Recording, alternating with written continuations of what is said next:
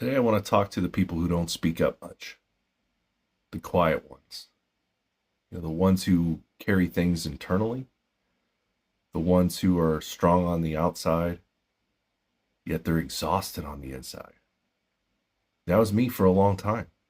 For a long time, I lived with this specific kind of fear. Not the fear of, what might go wrong. It was more of a fear of, what's going to go wrong next.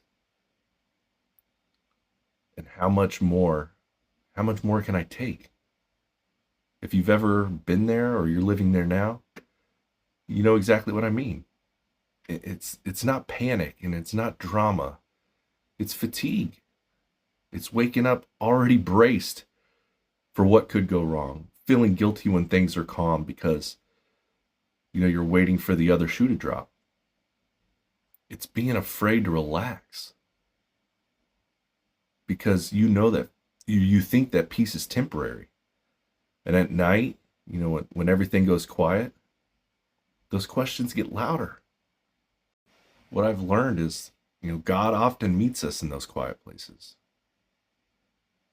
Not with answers, not all the time, not with guarantees, but with something much more sustained.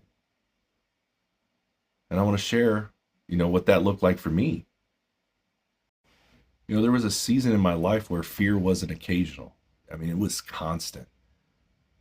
I wasn't asking like big theological questions either. I was asking survival type questions. How much more can I take?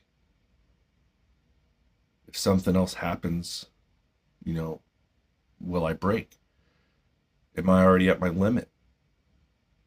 And here's the part I think matters. I wasn't holding on because I felt strong. I wasn't holding on because I had clarity. I wasn't holding on because I had the right words to say or the right words to pray. I stayed because of my family, my wife, my kids. They gave me a reason to stay. When I didn't feel brave enough to even look ahead, they loved me in a way I didn't earn. I didn't have to earn. In a way that didn't require me to be okay. In a way that didn't disappear when I felt flawed or afraid or worn down. At the time, I thought comfort meant relief or answers, something changing. But I learned something different. Comfort wasn't the removal of my pain. Comfort was presence. Looking back, I could see that God was sustaining me, but not in the way that I expected. Because He didn't give me certainty, and He didn't promise that nothing else would ever go wrong. He didn't remove my fear or my pain overnight. He gave me love. He gave me love that asked me to stay. And I think that matters. Because a lot of people quietly believe this lie. If my faith were stronger, I wouldn't need people this much. But Scripture tells us something different. It tells us a different story, that we were never meant to carry fear alone. We were never meant to deal with our pain in isolation. We were designed for shared burdens. God often sustains us through the people that He places in our lives, right next to us. And that doesn't make your faith weak. It just makes it real. Sometimes staying is the most faithful thing that we can do. Not because you feel hopeful, but because love is holding you when you can't hold yourself. So I want to say this as plainly as I can. If you're still here because of love, that doesn't disqualify your faith.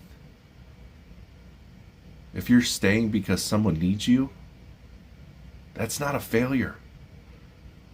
If you're holding on by a thread, God is not disappointed in you.